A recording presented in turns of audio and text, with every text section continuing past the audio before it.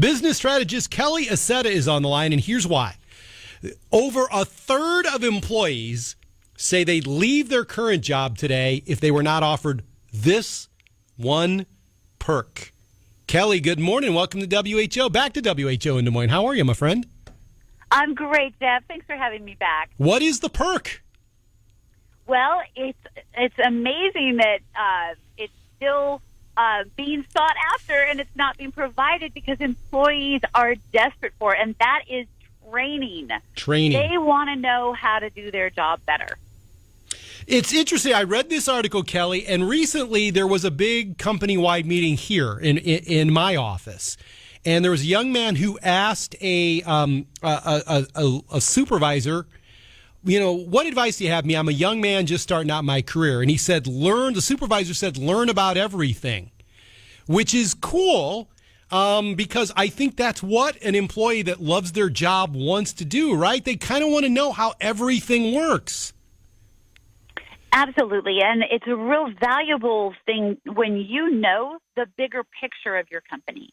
If you're just sitting at your desk in your cubicle and you're just focused on one piece of the entire puzzle, it's a lot harder to understand the value of what you do and how you can do it better. So companies really are missing the mark if they're not bringing in their employees and training them up in all sorts of different areas, especially over 51% of companies don't do any kind of soft training like public speaking or speaking. Well, you can have an employee with a great idea and a fantastic revolutionary way of doing something, but if they can't communicate it properly and get people bogged down in facts or details, then you could be missing out on some great information from within your company on how to do better. Now, would part of the problem be, Kelly, with the employers not offering this training, that they would perceive that the employees don't like it, don't want it, see it as drudgery? Well, that could be an issue, but really it's up to the employer to find real solid training. No one wants to sit in a boring situation on a constant basis, but if the employer can search out real applicable training for their people and training that's not just on specific skills, but also life skills, you're going to have employees that are much more well-rounded human beings, which will create happier employees and a happier workplace. I'm trying to think of the barriers to employers offering that. Would there also be the perception, Kelly, that, well, this is taking time away from the workday? I need my employees working. They can't be, going to getting life skills on the job, but this makes happier, more productive employees, doesn't it? It does. And I am a coach that comes into companies and trains. And the biggest excuse that I hear from the people that are looking to hire me is that they don't want to spend the money. And I have to sit down and really show them that it's not spending money, it's investing in your people. And your people will be more loyal. It says in the article that if you don't have quality training, your people will leave. So how much money are you actually saving when you're training these people to do a job and then you have turnover?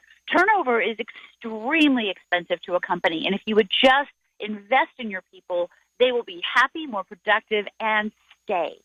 Well, Kelly, one of the reasons I was attracted to this article was the number of segments I've done about millennials that say that, they need some sense of purpose, where they're going. They need to be continually challenged. This seems to, especially with millennials basically being the biggest force in the workforce right now, this would seem to be critical to appeal to that particular generation.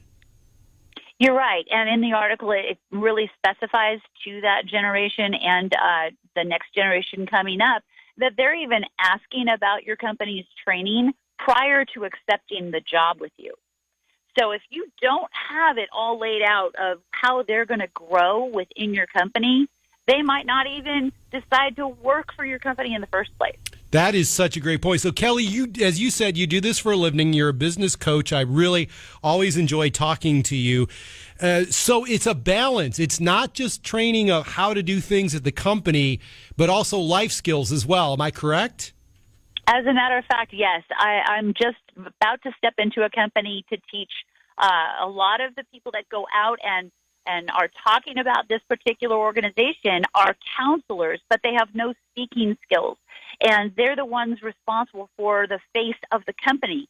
And so the organization's bringing me in to teach them basic speaking skills. How do they go out and promote their organization and get funding and donors if they can't communicate the mission of the organization properly? It's just crucial. That is a great point. That is business coach Kelly Accetta. Kelly, thanks for taking the time today. Let's talk again soon. Absolutely, Jeff. Have a great one. I'll tell you, on a beautiful day like today, as we speed toward the weekend, these hours go by very quickly.